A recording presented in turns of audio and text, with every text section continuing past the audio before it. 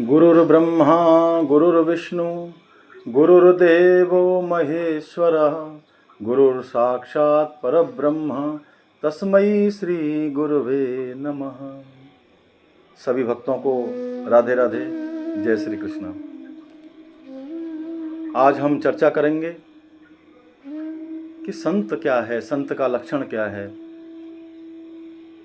हमसे बहुत सारे भक्त पूछते हैं, बोले महाराज जी ये बताइए कि संतों को पहचाने कैसे। यदा कदा वृंदावन में, अयोध्या में, काशी में बहुत सारे संत यहाँ घूमते रहते हैं। कैसे पहचाने, संत की पहचान कैसे हो, सच्चे संत को कैसे पहचाना जाए, सन्यास की परिभाषा क्या है, संत का लक्षण कैसा होना चाहिए, संत का लक्ष्य क्या होना चाहिए। तो इस पर थोड़ी सी आज हम चर्चा करेंगे कि संत को कैसे पहचाना जाए। भागवत में भी आता है, ऋषभदेव जी के पुत्रों ने अपने पिता से पूछा कि पिताजी संतों की सेवा मुक्ति पथ का द्वार है, किंतु संत को पहचानेंगे कैसे। जो बड़ी बड़ी रुद्राक्ष की मालाएं पहने हैं, गेरुआ वस्त्र धारण किए हैं, महाराज जी वही संत हैं। जो महाराज पीले वस्त्र धारण कर रहे हैं, सुबह 3 बजे भीड़ लग रही है, महाराज तमाम भीड़ और आडंबर से घिरे हैं, क्या वो संत हैं। जो भौतिक सुख सुविधाओं का उपभोग कर रहे हैं, उन्हें हम संत कह सकते हैं। यद्यपि ऐसा नहीं है। हमारे शास्त्रों का आदेश है, हमारे गुरुजनों का, हमारे ब्रज के भक्तों का आदेश है, संत क्या है। संत बनने के लिए किसी भेष की आवश्यकता नहीं है, क्योंकि व्यक्ति मन से संत होता है। संत का कोई भेष नहीं, वेशभूषा नहीं होती है।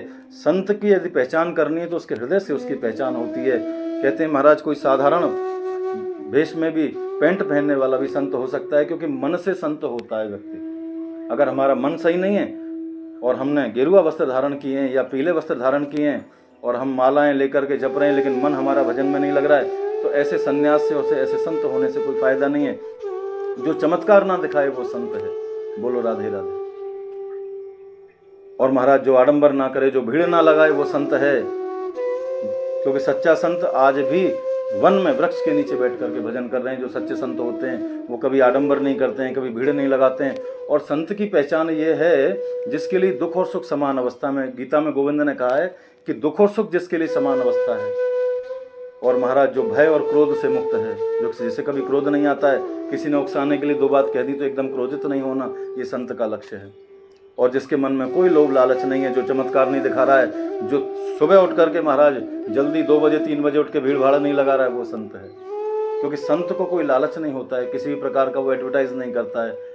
और महाराज जो भौतिक सुख सुविधाओं का उपभोग